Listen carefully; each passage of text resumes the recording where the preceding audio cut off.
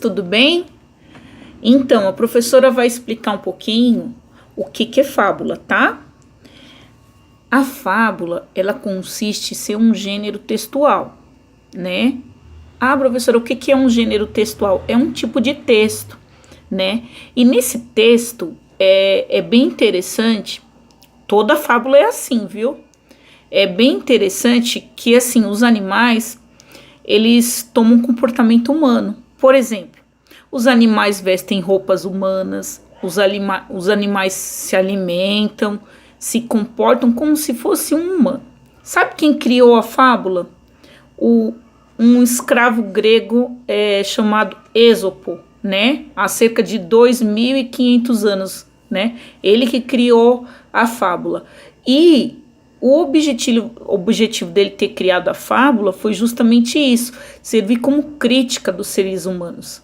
Exatamente. Vamos lembrar um pouquinho de uma imagem que ela costuma ser uma crítica, que é bem moderna e que o ser humano inventou, que é tipo... Como que a professora explica? É tipo como se fosse algo que eu estivesse criticando, né? Uma sarge, por exemplo. Vocês sabem o que é sarge? Sarge é uma história em quadrinhos. Por exemplo, vocês já viram a Dilma quando ela é presidente? Já viram o Lula? Eles desenhado, né? O Lula, a Dilma. Então, pois é. Quando o jornalista desenhou o Lula e a Dilma, era justamente para poder fazer uma crítica da política, porque o jornalista queria mostrar para a população o que estava ocorrendo, né, com o nosso presidente, né, depois a nossa presidenta, o que estava ocorrendo lá no Planalto. Aí o jornalista começava a colocar vários assim desenhinhos de Brasília, né? O Planalto Central e tudo, e depois desenhava a Dilma, desenhava o Lula. Hoje eles fazem a sargem com o Bolsonaro. É como se o Bolsonaro, mais a Dilma e o Lula virassem personagens de história em quadrinhos. A sargem é isso, é uma história em quadrinhos que eles vão pegar um momento político, né? Um momento assim que as pessoas estão muito revoltadas com a política e vão fazer uma sátira, né? Desenhar. Aí eles montam a sargem, né? Que vocês geralmente olham lá os quadrinhos, né? A Dilma, o Lula, o Bolsonaro, né? Então, isso é a sargem. Então, é uma crítica que eles usam, né? Para se comunicar com a gente. E Êxopo, ele não vai fazer a sargem, mas ele vai modular a fábula. Por quê? Porque a fábula, ele vai colocar os animais, né, com comportamento humano, justamente para fazer o quê? Uma crítica, né? Então pode ver, aqui ele quer mostrar uma moral, porque as fábulas, elas têm esse intuito de mostrar a moral. Então a cigarra e a formiga, pode reparar que eles estão sentados, eles estão tendo um comportamento humano, porque jamais uma cigarra vai ficar sentada ali, ainda mais junto com uma raposa, né? Que elas não se dão. Mas assim, na verdade isso aqui é uma crítica, né? A gente mesmo. Aí quis mostrar uma moral para o ser humano, então ele utilizou dos animais para poder se comunicar, né? Para poder fazer uma crítica. Olha lá o que vocês estão fazendo de errado, né? Os animais estão representando vocês, né? Então Êxopo, ele usou de uma determinada inteligência para poder montar a fábula. E é bem bacana a fábula, se você parar para entender a história. A professora vai contar a historinha da cigarra e a formiga. Presta atenção, elas têm um comportamento humano. Tendo a cigarra cantado durante todo o verão, viu-se ao chegar o inverno, sem nenhuma provisão, né? Foi à casa da formiga, sua vizinha, então lhe disse: querida amiga, podia emprestar-me um grão que seja de arroz, de farinha ou feijão? Estou morrendo de fome. Faz tempo que não come, né? Perguntou a formiga. A vara de profissão. Faz. E o que a senhora fez durante todo o verão?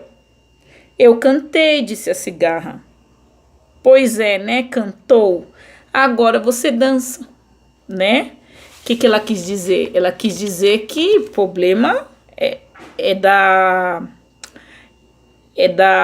o problema é da cigarra porque ficou cantando, né? Porque, na verdade, a formiga, ela foi bem inteligente, né? Mas aqui vocês podem ver, aqui vocês vão ver mais a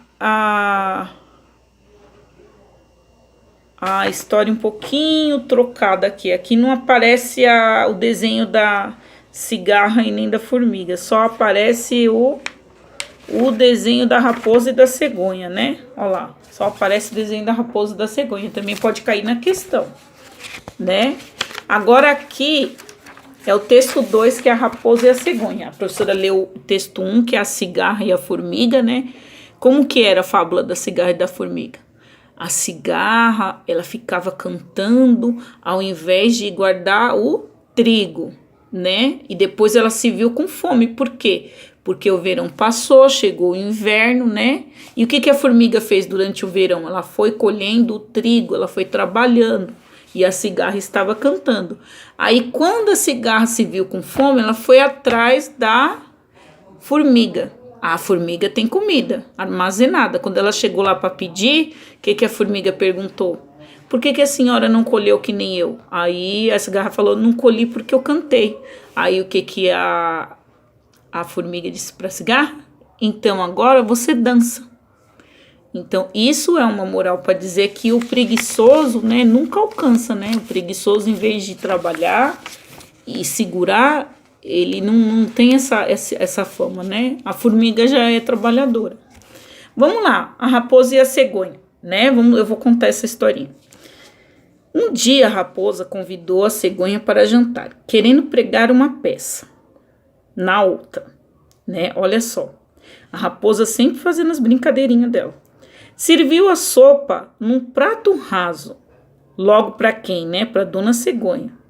Claro que a raposa tomou toda a sua sopa sem o menor problema. Mas a pobre da cegonha, com seu bico comprido, mal podia tomar uma gota de sopa. O resultado foi que a cegonha voltou para casa morrendo de fome. A raposa fingiu que estava preocupada, né, com a dona cegonha. E perguntou se a sopa não estava ao seu gosto, ao gosto da cegonha. Mas a cegonha não disse nada. Quando foi embora, agradeceu muito com a gentileza da raposa e disse que fazia questão de retribuir o jantar no dia seguinte. Assim que chegou, a raposa se sentou, lambendo os beixos de fome, curiosa para ver as delícias que a outra, né, a cegonha, iria lhe servir. O jantar veio à mesa numa jarra alta de gargalo estreito, onde só a cegonha que podia beber, sem o menor problema. A raposa não conseguiria. A raposa se aborreceu-se muito com toda aquela saída, lamber gotinhas de sopa que escorriam do lado de fora da jarra.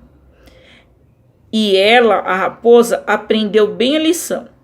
Enquanto ia andando para casa faminta, de volta, ela pensou, eu não posso reclamar da dona cegonha. Ela me tratou mal, mas eu fui grosseira com ela primeiro. Né? O que aconteceu? Moral da história. Trate os outros como deseja ser tratado.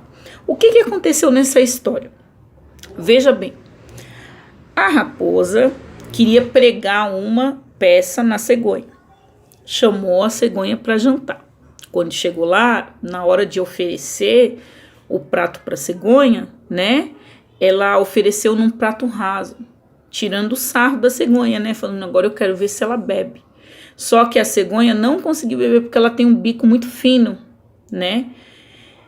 E a raposa, meio que ironizando, falou, a sopa não estava do seu gosto? Aí a dona cegonha não falou nada. A dona cegonha quis retribuir a janta daquele dia, né? E falou, agora ela me paga. Assim disse a dona Cegonha. E a dona Cegonha fez toda aquela janta, só que ela colocou num bico bem estreito, assim, que só caía as gotinhas. Então só ela poderia colocar o bico ali e chupar a sopa. Então quando a raposa viu toda aquela situação, né, ela voltou para casa com fome e constrangeu-se, pensando assim: eu não posso nem dizer que ela foi grosseira comigo, porque eu a tratei mal primeiro. Eu primeira quem fui grosseira com ela. Tá vendo? Como diz a moral da história, trate os outros assim como deseja ser tratado, né? Se a raposa tivesse tratado bem a cegonha, com certeza a cegonha não iria tratar mal a raposa depois, né?